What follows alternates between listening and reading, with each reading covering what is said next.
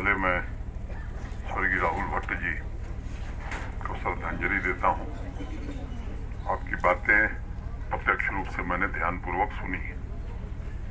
इसके पहले भी अप्रत्यक्ष रूप से कई सारी जानकारियाँ के बारे में, आपकी तकलीफ के बारे में मिलती रही है।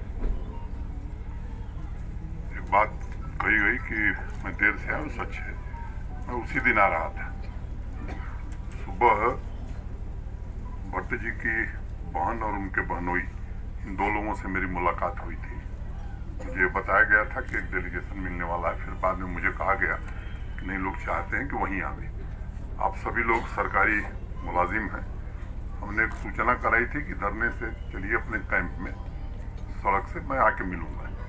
मैं जब लौट के आया तो मुझे सूचना दी गई कि आपका धरना खत्म नहीं हुआ है। फिर मेरी एक बैठक थी, मैं बैठक में चला गया। बैठक से आने के बाद रात को मुझे जानकारी हुई कि अब आप लोग कैंप में आ गए। फिर मुझे बाहर जाना पड़ा। आने के बाद मैंने कोशिश की तो ये हुआ कि 10वां है, ये 10वां के दिन श्रद्धांजलि आप सब लोग करने वाले हैं। तो इसमें कोई, मैं कहूँ कि भट्ट जी का भी या कोई भी हमारा मुलाजिम मरता है तो वहाँ जाना, मैं समझता हूँ कि ये दायित्व है। और 2-3 बातें मैं आपसे कहना चाहूँगा। एक तो जो परिस्थिति है जम्मू कश्मीर की, मुझसे बेहतर आप सब परिचित हैं। मैं बाहर से आया हूँ। 1.5 वर्ष से जितना मैंने समझा है, एक कोशिश लंबे समय से यहाँ की जा रही है। आप सब किस योजना के अंतर्गत सरकारी नियुक्ति पाए हैं, मुझे लगता है कि आपको बताने की आवश्यकता नहीं है। दूसरी बात कि प्रशासन, वर्तमान प्रशासन की नीयत क्या है, इसको जरा देखने की जरूरत है। 1.5 साल पहले कितने लोग नियुक्त हुए थे? क्या आपके आवास के लिए जगह मिल जाती थी? ठीक है, मैं मानता हूं कि थोड़ी देर लग रही है आपको, लेकिन इतना मैं कह सकता हूं कि ईमानदारी से ये नियत रही है कि जो पद थे वो भरे जाएं, स्थान चिन्हित किए जाएं, घर बनाए जाएं। और मुझे लगता है कि उसका ही परिणाम है कि लगभग सारे पद, कुछ को छोड़ करके जिनमें छोटे मोटे लिटिगेशन है, भर दिए गए। और जो मकान बनने थे उनकी भी जगह चिन्हित हो गई है। कुछ बन रहे हैं, कुछ अंतिम चरण में है। जमीन कोई नहीं बची है कि न चिन्हित कर ली गई हो। डीपीआर कहीं फाइनल स्टेज में है। तो ये ईमानदारी से कोशिश की गई है। आतंकवाद की जड़ें यहाँ गहरी रही हैं, लंबे समय से रही हैं। एक अंतर को समझना होगा कि पहले घटनाएं होती थी तो 30 साल पहले जिनकी हत्या हुई, एफआईआर भी दर्ज नहीं होती थी और जांच भी नहीं होती थी।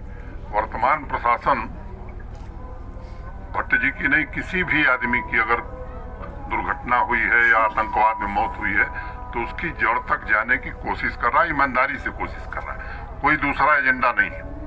और मैं कहना चाहता हूं कि ठीक है, घटनाएं हुई हैं और किसी के मौत का कोई मुआवजा हो नहीं सकता है। हमारा भाई, आपका भाई कोई चला जाए तो मैं नहीं समझता हूं कि कोई उसका मुआवजा दिया जा सकता है। सरकार की अपनी एक प्रक्रिया है। एक बात आपने ध्यान में लाई कि उनकी पत्नी को उनकी बहन और बहनोई जब मिले थे, मुझे उन लोगों ने बताया था कि ग्रेजुएट है। मैं कह के गया था कि इनकी नियुक्ति तत्काल हो जानी चाहिए। आने के बाद जब मैंने पता किया तो आधिकारिक तौर पर मुझे किसी ने कहा कि वो इंटरमीडिएट पास है।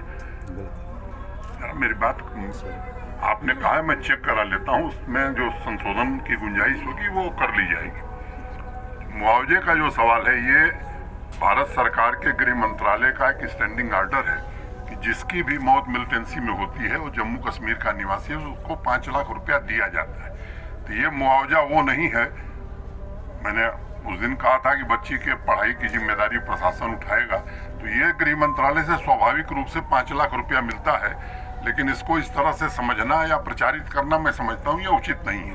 ये बात, तरह तरह की शक्तियां हर मामले में काम करती हैं, मुझे भी थोड़ा अनुभव है। तो लेकिन मैं आपको ये भरोसा देना चाहता हूँ, जो बात कही गई है वो की जाएगी। ये उनके नौकरी का जो सवाल है, अभी तत्काल यहाँ कहना ठीक नहीं। अगर ग्रेजुएट हैं तो उसको जो सुधार होगा। और क्लास 4 में भी उनको लैब अटेंडेंट रखा है, उसमें जो लिखा हुआ है। जम्मू में ही उनकी तैनाती, उनकी बहन ने मुझसे कहा था कि हम चाहते हैं कि जम्मू में ही, तो जम्मू में ही तैनाती की गई है। पिछले 1.5 साल में ये सच है कि सिक्योरिटी फोर्सेस का काफी अपर हैंड है, बावजूद इसके छिटपुट घटनाएं हुई हैं। अब ये इकोसिस्टम बड़ा मजबूत है और वो ऐसा इकोसिस्टम है कि हो सकता है यहाँ भी कोई हो जो सूचना दे रहा हो, कोई नहीं जानता। परछाई पर भी यहाँ संदेह किया जा सकता है, लेकिन मैं ये आपसे नहीं कह सकता कि कोई घटना नहीं होगी। कोशिश हम जरूर कर रहे हैं, लेकिन केवल वो लोग जो बंदूक चला करके लोगों की जान ले रहे हैं, ये हमारे टारगेट नहीं है। वे तमाम लोग हैं जो इस पूरे इकोसिस्टम को चला रहे हैं और इसमें किसी को संदेह नहीं होना चाहिए कि उसको जब तक नस्तनाबूद नहीं किया जाएगा हम लोग भी चैन से नहीं रहने वाले, क्योंकि ये आतंकवाद बहुत झेल लिया लोगों ने, बहुत निरपराध लोगों का खून बहा है। अब किसी निरपराध का खून बहे, मैं समझता हूँ ये गवारा नहीं होना चाहिए और इसके लिए कृत संकल्पित हैं हम लोग। जो लोग रहे हैं, आपको मालूम है क्या हुआ है और आगे क्या होगा।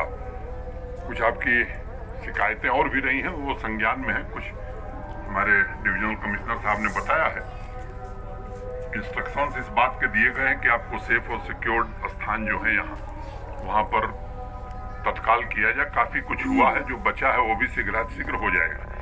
आप अपने ऑफिस में भी मैंने एक ऑफिसर की ड्यूटी इसलिए लगाई है, अच्छे लाबरूकी को वो डे टू डे हर हफ्ते हमको रिपोर्ट देता रहे हैं।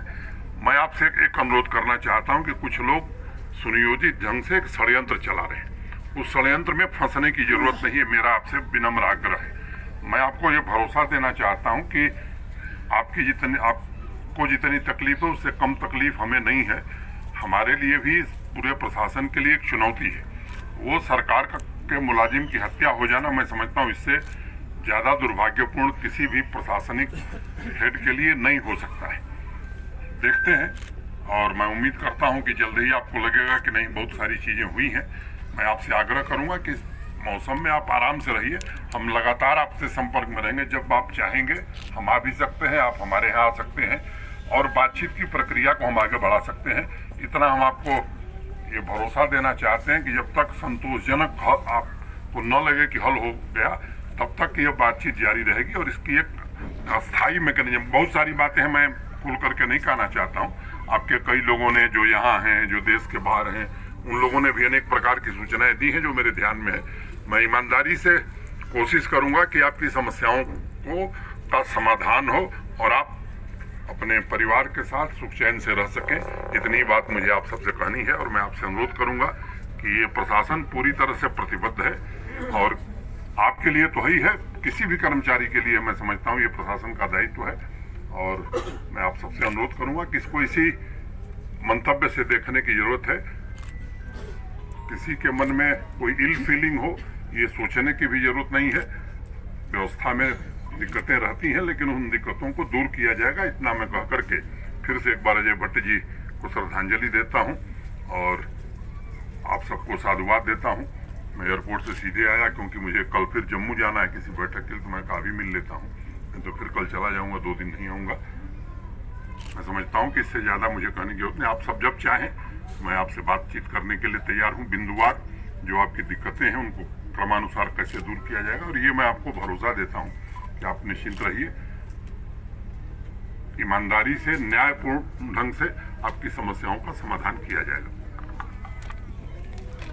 सर एक मिनट हमने हमारे ये मरंडम है सर, और दूसरा राहुल भट्ट जी इसलिए नहीं मारे गए कि वो पीएम पैकेज का एम्प्लॉय था। ध्यान सुनिए, वो इसलिए मारा गया, वो माइनॉरिटी कमेटी का बंदा था। बस इतना ध्यान रखिए, आप हमारी समस्या सुनेंगे। दूसरा, हमने हर कैंप से